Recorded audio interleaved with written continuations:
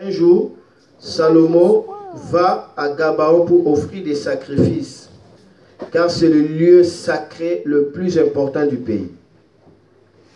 Salomon a déjà offert 1000 animaux en sacrifice complet sur l'autel de Gabaon. À cet endroit, le Seigneur se montre à Salomon pendant la nuit dans un rêve.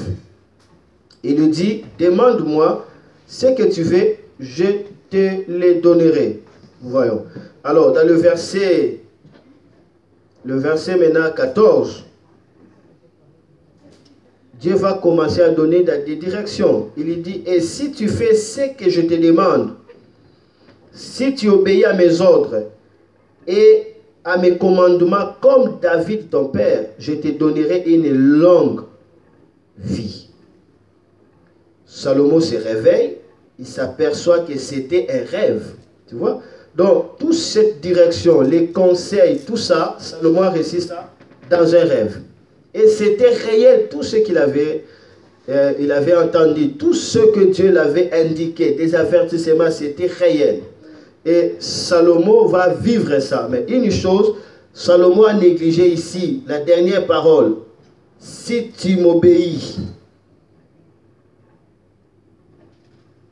et si tu suis le chemin de ton père David, je te donnerai une longue vie. Donc on va voir que Salomon était mort, non comme David. Amen. Parce que lui-même dans l'Ecclésiaste, on va voir comment est-ce qu'il va commencer à dire que vanité de vanité, tout est vanité, ce n'est que poursuite du vent, tout ça. Amen. Mais par contre, David, ce n'était pas le cas. Donc Salomon échappa un peu, et même ce qui était désarroi, qu'après la mort de Salomon, on va voir que le royaume d'Israël qui était uni va être divisé en deux parties. Donc Salomon n'a pas pu garder la royauté de son père. Son père était le roi sur tout l'étendue, mais Salomon, il va régner, mais après lui, l'Israël sera divisé. Amen. Et Salomon va rester avec 2 tribus seulement. Et là, Dieu a fait ça à cause de David et son père. Sinon, il allait tout perdre.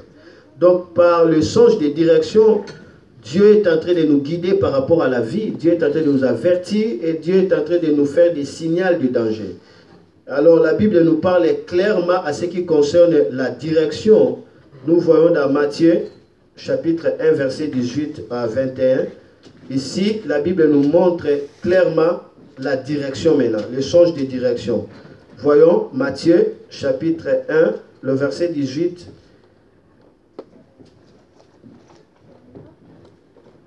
à 21.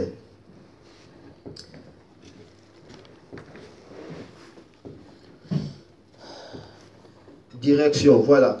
Voici comment Jésus-Christ est né. Marie, sa mère, est promise en mariage à Joseph. Mais avant d'habiter avec Joseph, Marie attend un enfant par la puissance de l'Esprit Saint. Joseph, son fiancé, est un homme juste. Il ne veut pas accuser Marie devant tout le monde. Alors il décide de la renvoyer en secret. Au moment où il pense à cela, l'ange du Seigneur se montre à lui dans un rêve. L'ange lui dit, Joseph, fils de David, n'aie pas peur de prendre chez toi Marie, ta femme. Oui, l'enfant qui est dans son ventre vient de l'Esprit Saint. Elle va mettre au monde un fils, et toi, tu l'appelleras Jésus. En effet, c'est lui qui sauvera son peuple de ses péchés. Donc ici, il y a déjà la direction. Joseph voulait rompre à secret avec sa fiancée parce qu'il trouve que sa fiancée était grosse.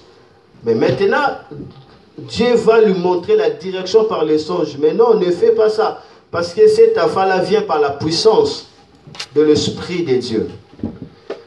Il va mettre au monde un enfant, un fils, tu l'appelleras Jésus. C'est lui qui va sauver son peuple par le péché. Donc nous voyons déjà la direction a été annoncée par le songe. Il sait déjà que non, Marie aura un fils précis. Il s'appellera Jésus. Pourquoi Jésus? Parce qu'il commencera à sauver le peuple par les péchés. Donc Jésus, c'est le sauveur. Amen. Donc nous voyons ici, ce songe a annoncé clairement la direction. Et il nous arrive aussi, dans la vie où nous sommes confondus, nous ne savons pas qu'est-ce que nous devons faire. Dieu nous révélera sa direction à travers des songes. Il s'agit des songes de direction. Voyons maintenant l'avertissement.